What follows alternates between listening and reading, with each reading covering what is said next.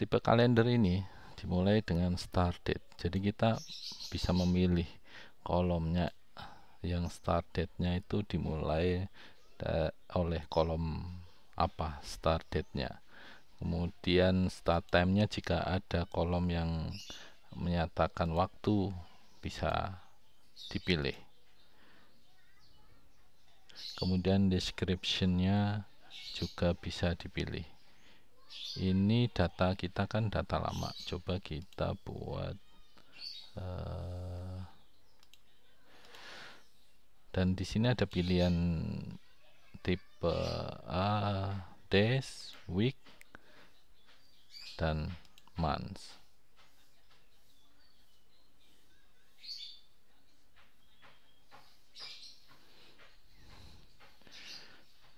Description-nya, jadi nanti yang mau ditampilkan di sini itu apa. Misal kita punya pekerjaan-pekerjaan, mungkin untuk memantau lebih cepat, misalnya di sini adalah nama karyawan. Istilahnya nama karyawan itu dia sedang statusnya apa, lagi mengerjakan atau sudah selesai, atau kita punya proposal di proposal ID-nya itu kemudian kita atur format rule warna-warninya, itu nanti bisa kita buat ditampilkan di sini. Jadi proposal mana yang statusnya seperti apa, tanggal berapa, semisalnya approvalnya kapan, terusan timeline maksimal harus selesai kapan, itu bisa ditampilkan di sini. Kemudian juga ada kalau ingin membuat kategori, jadi akan dikategorikan sesuai dengan jika kita memiliki data yang memiliki kategori-kategori.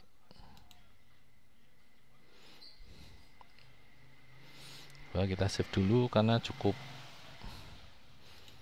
berat, datanya cukup banyak tadi. Lalu kita buat lagi yang versi text. Pengaturannya itu saja. Kalau untuk kalender tidak banyak.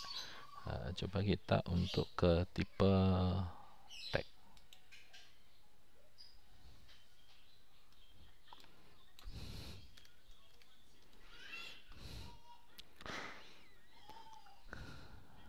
Tipe text. Kemudian sebelum lanjut kita juga bisa mengatur ini letaknya. Jadi mau kita letakkan di mana? Left. Jadi ada 5 posisi yang, tetapi sebenarnya kita bisa menaruh di sini itu banyak, lebih dari 5. Cuman secara pengaturan mau urutan kanan ke kirinya itu tetap menggunakan 5 ini. Misalnya yang pertama left mouse, kemudian yang baru kita atur left mouse lagi, maka yang terbaru ini akan berada di yang paling kiri. Oke, itu kemudian untuk tipe text tampilannya seperti ini. Coba kita atur, dan di sini ada sort. Sort ini kita akan mengurutkan data kita itu maunya seperti apa, berdasarkan apa. Kemudian apabila kita pilih baik customer name atau sorted, maka nanti kita tinggal pilih mau ascending or descending. Kita bisa memilih beberapa kriteria untuk pengurutannya. Misalnya setelah itu kita urutkan berdasarkan nama customer untuk bisa kita lebih mudah mengakses data kita. Itu bisa seperti ini, dan bisa banyak kategorinya tergantung kebutuhan dari kita untuk mensortingnya. Lalu kita bisa membuat grup. Semisal kita mau by region aja 1.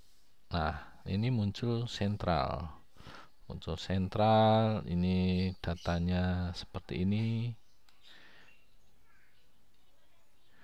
Kemudian ini hanya sentral saja. Kemudian kita juga bisa, jika ingin menambahkan lagi, menggrup-grupkan lagi, setelah region kita mau by kategori, maka di sini akan muncul jadi seperti ini. All ini kita buka, maka semua data akan ditampilkan.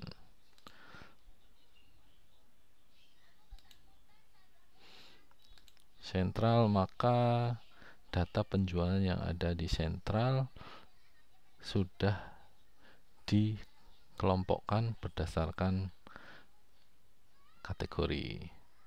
Lalu kita bisa membuat misalnya by order date. Order date-nya kita taruh di paling depan, maka tampilannya akan jadi seperti ini. Ini berlaku untuk beberapa tampilan ke depan untuk short dan group, karena tidak hanya DEX saja yang memiliki pengaturan short maupun group ini. Nanti kita coba satu-satu, mana yang ada pengaturannya, mana yang tidak. Lalu kita bisa memilih grup agregat. Grup agregat ini adalah berisi kolom-kolom yang sifatnya angka. Bisa, makanya ini postal code kan tidak mungkin kita isiin. Jika memang kolomnya tidak ada yang berisi angka data kita, maka pilihannya bisa count. Jadi count ini adalah jumlah data yang ada di aplikasi kita. Misalnya ini berarti di sentral itu ada 2323 data. Entah itu jika kita klik lagi, per tanggal 1 tahun 2020 ada 1, ini per tanggalnya ada berapa data atau berapa row, itu bisa kita pakai count tadi. Jika kita menggunakan sum sales misalnya, ya di sini ditampilkan berapa jumlah sales yang ada di tiap-tiap yang kita kategorikan itu. Jadi kategori misalnya sentral nih, sentral salesnya sekian, terusan per tanggalnya sekian. Jadi bisa kita untuk monitoring. Kemudian main image ini jika kita itu memiliki gambar, ya, di dalam data kita memiliki gambar, primary header ini nanti ini adalah primary header Licorice Sanders. Misal kita ubah dia jadi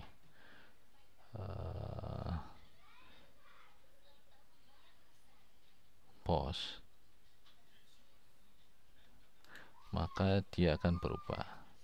Bentar, kita matikan dulu.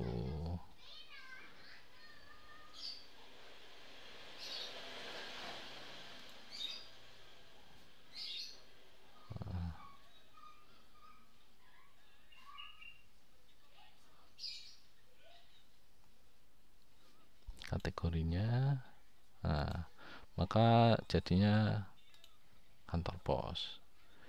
Misal region,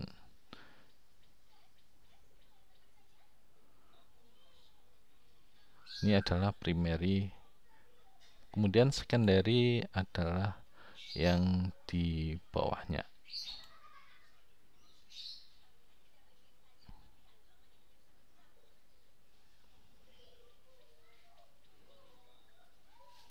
Nah, yang di bawahnya ini adalah secondary header. Lalu summary column. Summary column adalah ini yang 2014 ini, 2014 ini adalah summary column-nya.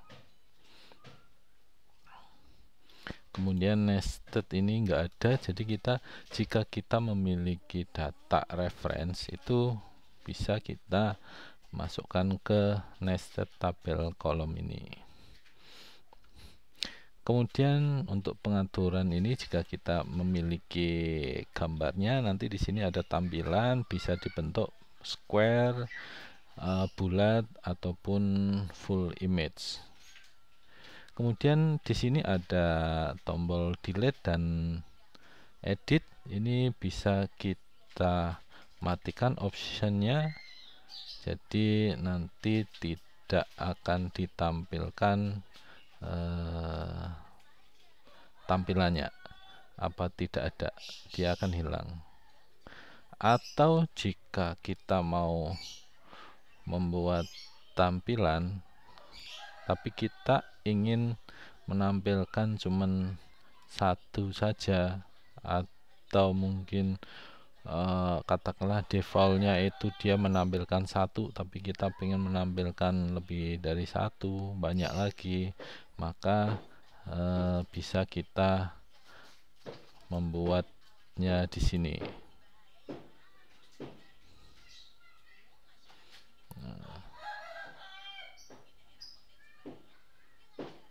Misalnya tadi kan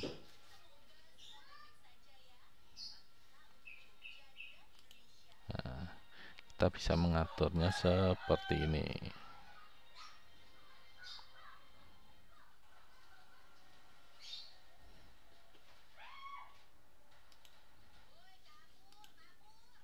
Oke, untuk tipe deck saya kira cukup. Nanti kita berlanjut ke tampilan tabel. Oke, ini tadi hasilnya setelah kita save, itu tampilnya seperti ini. Lalu kita mau buat tampilan dalam bentuk table. Oke, dalam bentuk table saya informasikan itu dia memiliki fitur sort by dan group by. Coba bagaimana kalau kita copy saja. Kita copy, kemudian namanya kita ganti, misal tab. Kemudian tipenya kita ubah jadi tab. Pengaturan sort by, group by masih tetap. Jadi tampilannya di sini sudah berubah. Lalu apa yang bisa kita lakukan di tampilan tablet ini? Di tampilan tablet ini kita memiliki sort by sama, group by sama, kemudian kita ada kolom order. Jadi kita bisa mengatur urutan dari kolom. Apa yang penting bagi kita itu yang kita tampilkan. Jadi kita bisa milih kolom-kolom mana saja yang mau ditampilkan. Misalnya ini langsung kita pengen lihat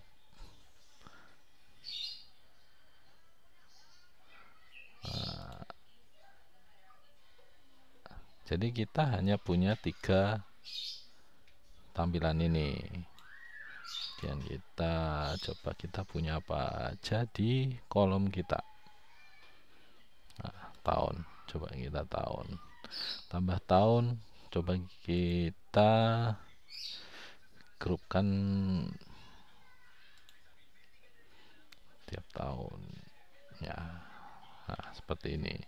Tahun 2014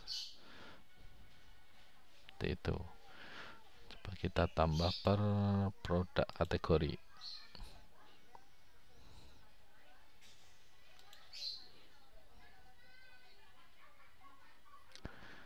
Tampilan depannya mirip seperti yang deck seperti itu, hanya nanti di belakangnya bentuknya dia akan bentuknya tabel seperti ini. Jadi lebih,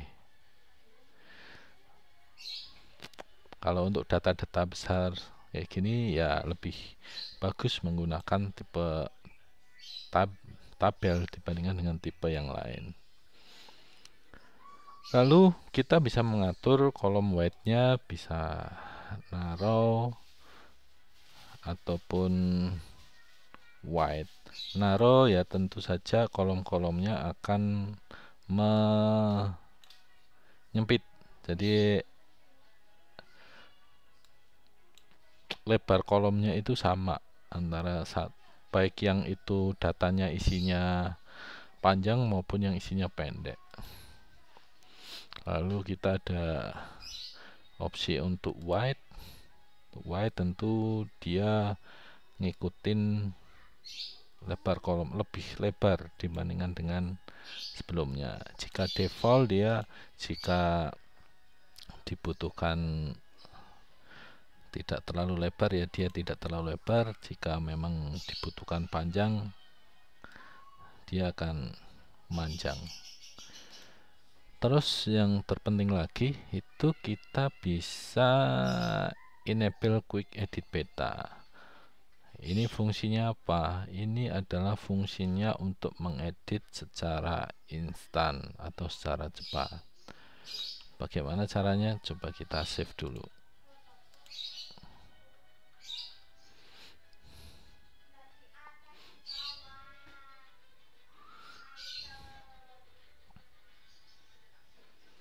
Untuk pengaturan kalender dan deck itu cukup berat juga, sama seperti card yang tadi, itu cukup berat. Nah, di sini lalu akan muncul tombol ini jika kita mengaktifkan quick edit, enable quick edit ini, maka akan muncul simbol edit. Jika kita klik, maka kita bisa langsung merubah datanya di sini dengan mengetikkan.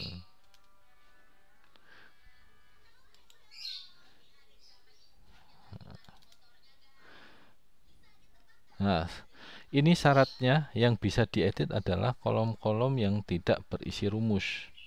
Yang tidak berisi rumus. Kemudian untuk ID atau primary key juga tidak bisa diedit. Setelah selesai edit semua, kita bisa save. Nah, maka datanya akan tersimpan setelah kita edit. Jadi kita bisa langsung mengedit di sini tanpa satu-satu kita melakukan edit seperti ini. Nah,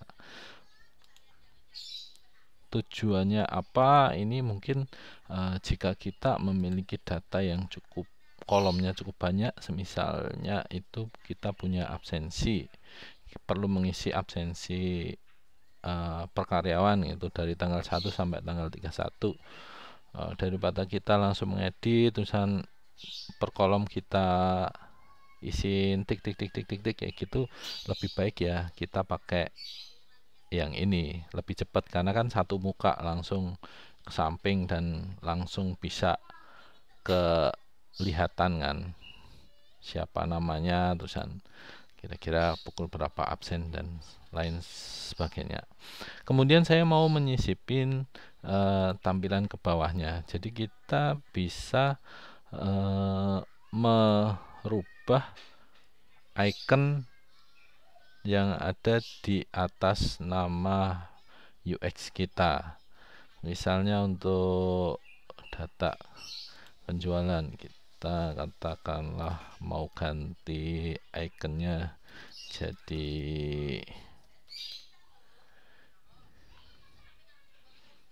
ini, maka di sini nanti akan berubah tampilannya. Nah, sudah berubah tampilannya, tergantung dari selera kita, ikonnya kira-kira yang cocok itu yang mana. Kemudian kita juga bisa merubah, jika ingin merubah nama UX itu berbeda dengan nama yang akan ditampilkan di sini, itu kita bisa menggunakan option ini. Jika T berarti hanya teks saja tanpa syarat, tanpa kita bisa memberikan prasyarat, kecuali dengan yang kita klik ini maka kita bisa mengetikkan rumus. Misalnya jika orangnya sudah login maka namanya ini, jika belum login maka namanya beda lagi. Mungkin bisa dibuat seperti itu. Karena kita belum memiliki pengaturan apapun, maka kita belum bisa mempraktekkannya.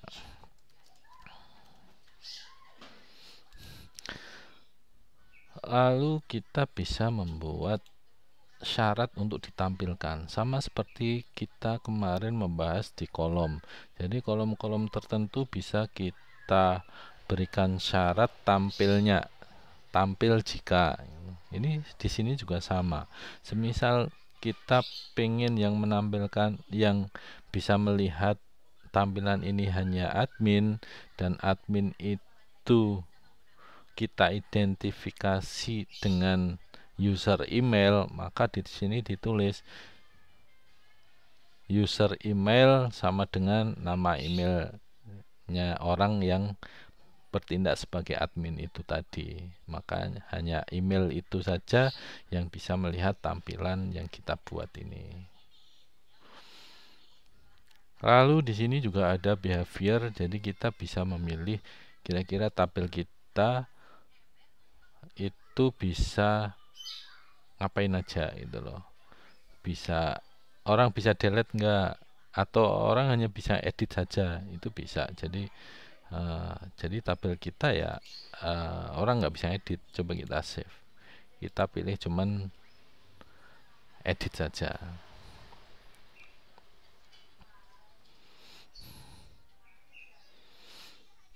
Jadi seri-seri dasar ini masih akan panjang, karena nanti untuk tingkat lanjutannya mungkin kita bisa lagi balik lagi ke data lagi, yaitu pengaturan tabel. Dan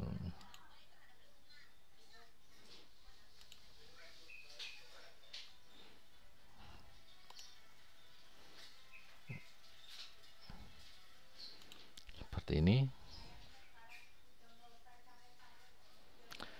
Lanjut kita ke tampilan yang selanjutnya, yaitu kita buat tampilan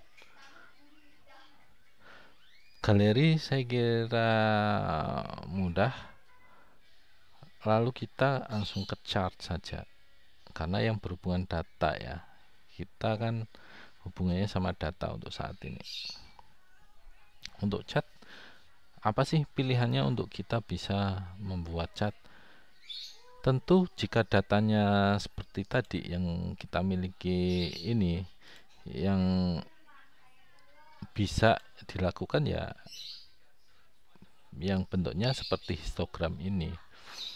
Jadi bisa kita buat tampilannya berdasarkan misal quantity, kemudian cat kolomnya berdasarkan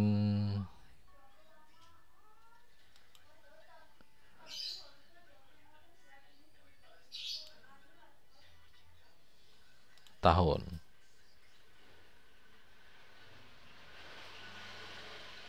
Maka tampilnya akan seperti ini. Misal profitnya yang mau kita lihat, tampilannya jadi seperti ini.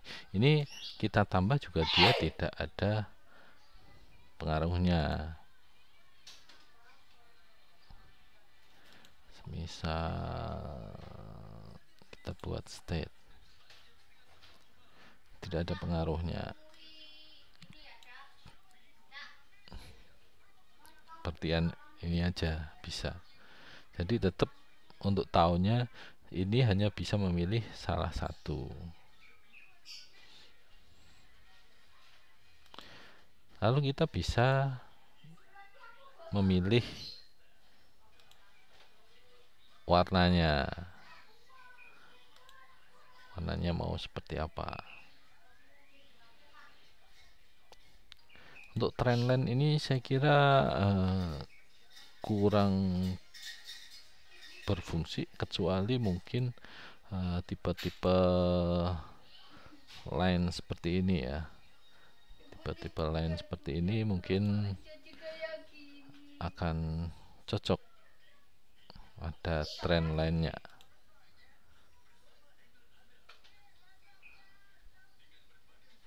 Ini hanya begini saja. Lalu kita coba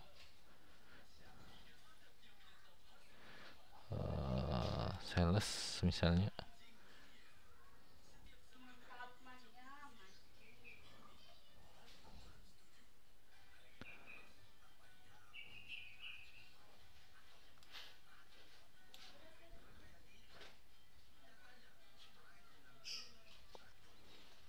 Tentu enggak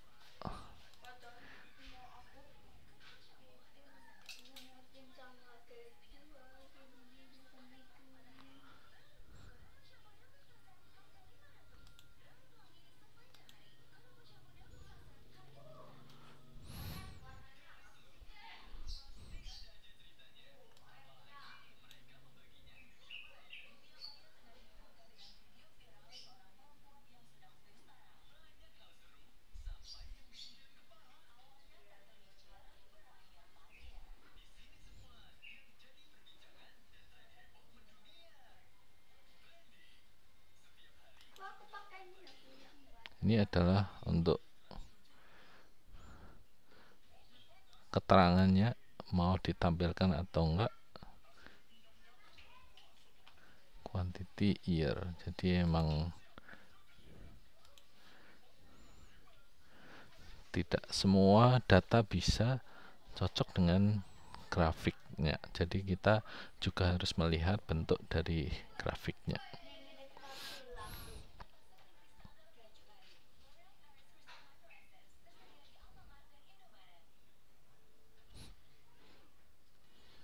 Maka tampilannya hanya seperti ini aja.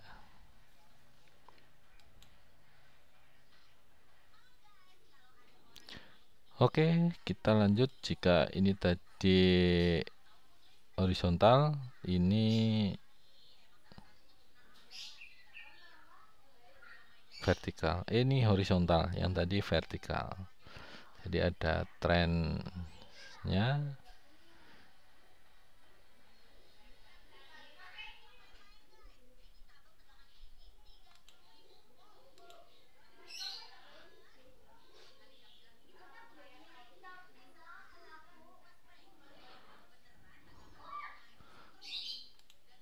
Lalu dalam bentuk pie chart.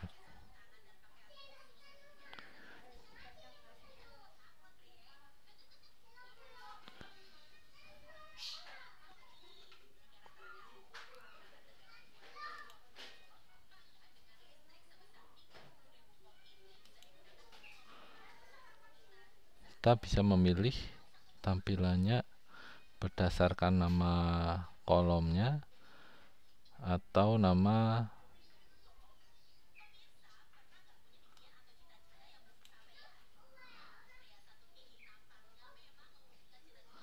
ini. Kalau mau berdasarkan nama, berarti nama, kalau kita pilih tahun berarti ya ini tampilkan tahunnya. Jika value berarti value tiap tahunnya. Nah, di sini ada. Kalaupun kita di sini tampilkan key, nanti ketika kita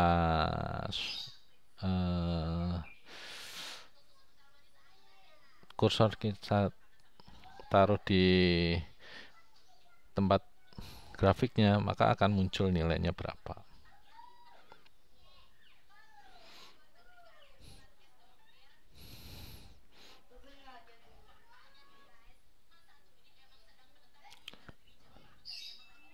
Itu untuk grafik coba kita tambah lagi satu data, kita import data yang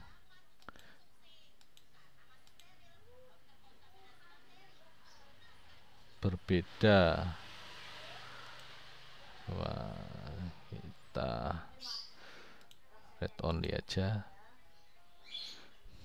Nanti kita membuat tampilan grafik yang berbeda grafiknya dari yang ini. Kalau ini kan hanya agregat, dia tidak bisa menyandingkan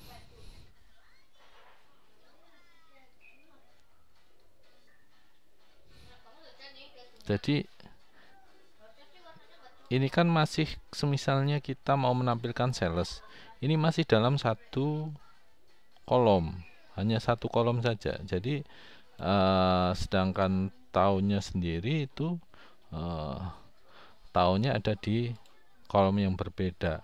Sedangkan kita ingin menampilkan semisalnya tahun 2014 berapa, 2015 berapa, 2016 berapa, disanding-sandingkan untuk bisa lihat trennya naik atau enggaknya. Itu kita tidak bisa menggunakan tabel dengan format seperti ini. Jadi kita buat yang kita import tadi seperti ini. Jadi dihitung value tahun 2016 berapa, tahun 2017 berapa. Nah, baru kita buat grafiknya seperti apa. Tentu akan berbeda dengan yang tadi kita buat. Oh ya, ini yang tadi kita buat namanya kan new view. Coba kita ganti grafik.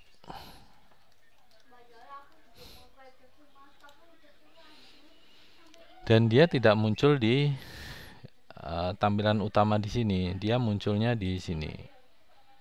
Di grafik munculnya ada di menu.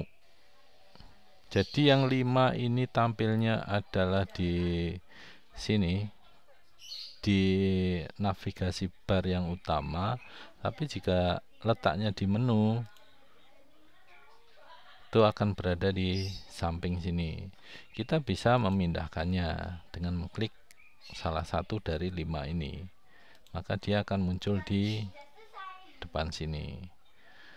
Oke, semisalnya kita mau buat tampilan ini grafik 1, kita mau coba buat tampilan lagi grafik 2. Grafik 2.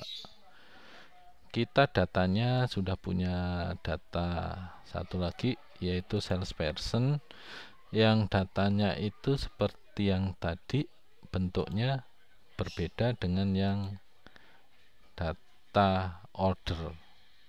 Oleh karenanya kita bisa membuat tabel yang bentuknya seperti ini. Jadi bisa kita sandingkan antara tahun 2016 dengan 2017. Lalu kita bisa mengatur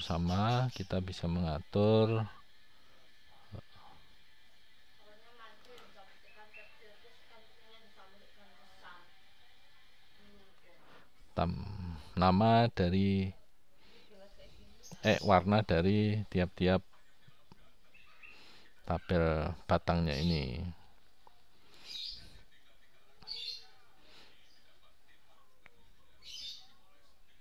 Kemudian kita bisa sortnya, katakanlah by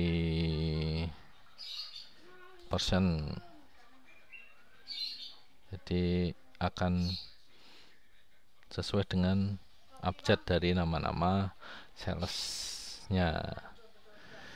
Ini perbedaan antara grafik dengan tipe seperti yang grafik 1 dengan grafik 2. Tipe datanya berbeda, tipe tabelnya berbeda.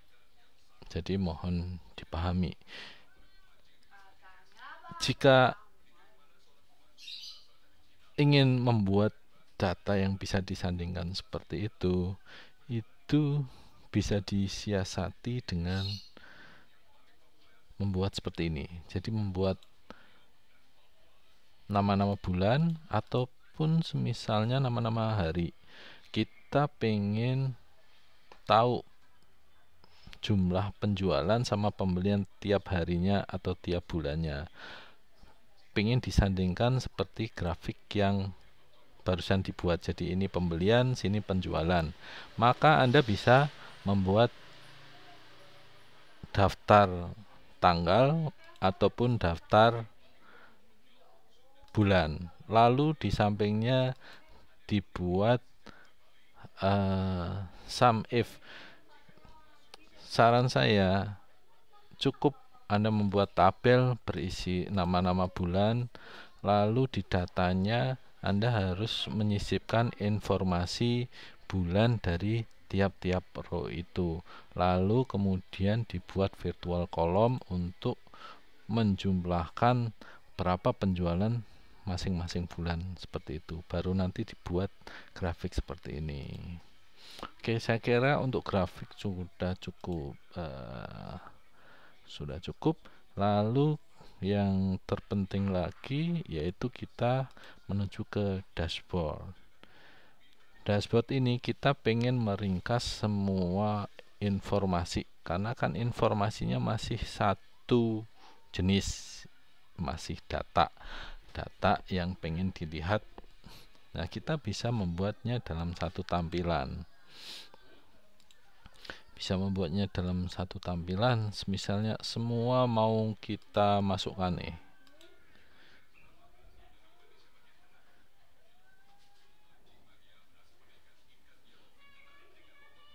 Semua tampilan mau kita tampilkan dalam satu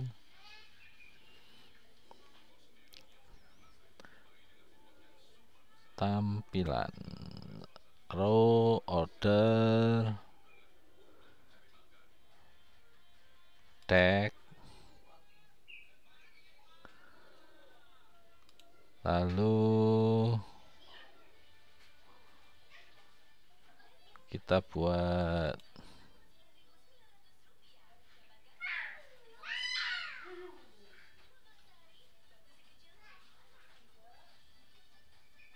tab ya. Lalu kita buat lagi itu grafik 1 dan grafik 2 nya.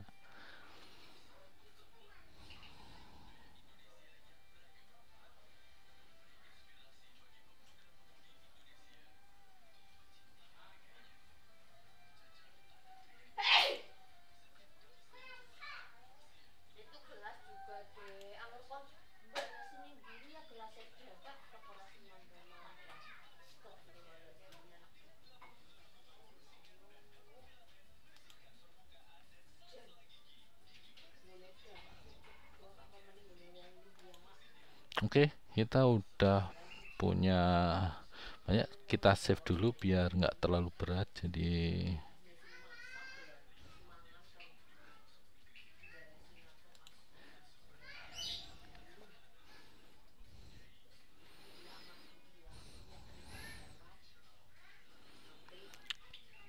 ini kita buat jadi katakanlah monitoring.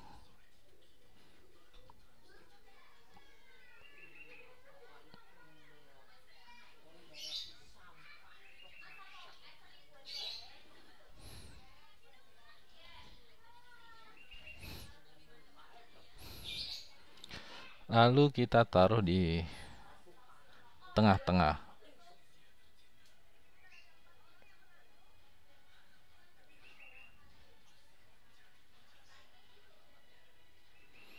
Kita taruh di center.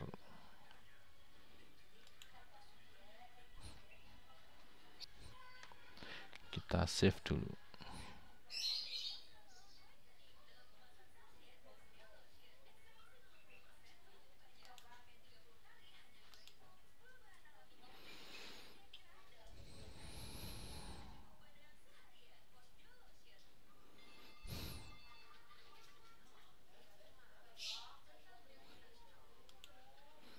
Lalu kita bisa membuat tampilannya biar lebih luas.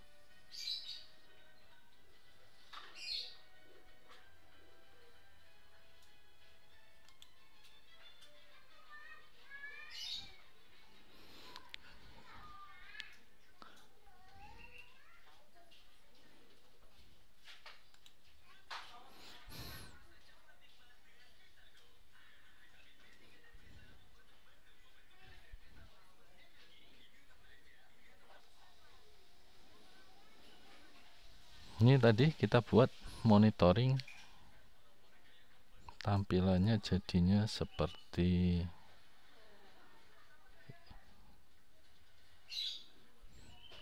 ini.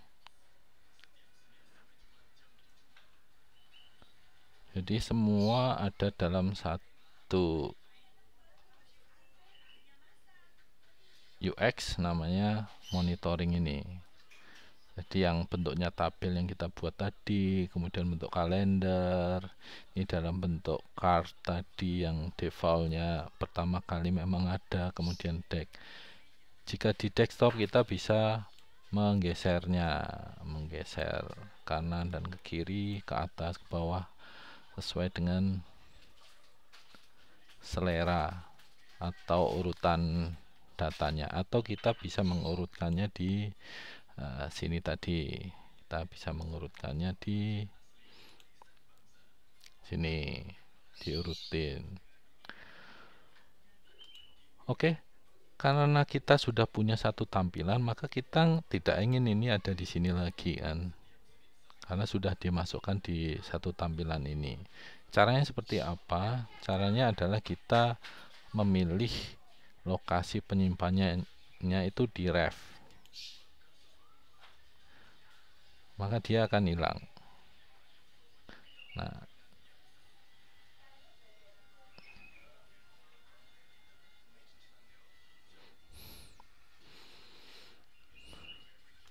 begitu selanjutnya semuanya di klik ref saja, maka row juga akan hilang.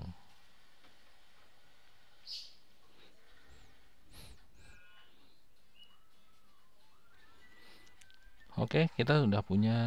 Jika di dalam bentuk atau diakses di handphone, maka bentuknya jadi seperti ini.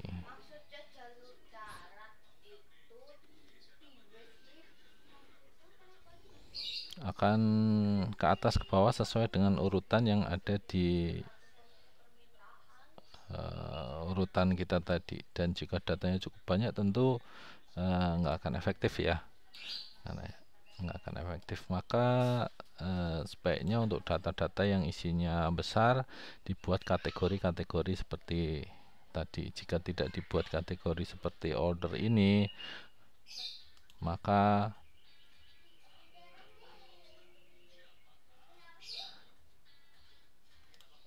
tampilannya akan terlalu panjang.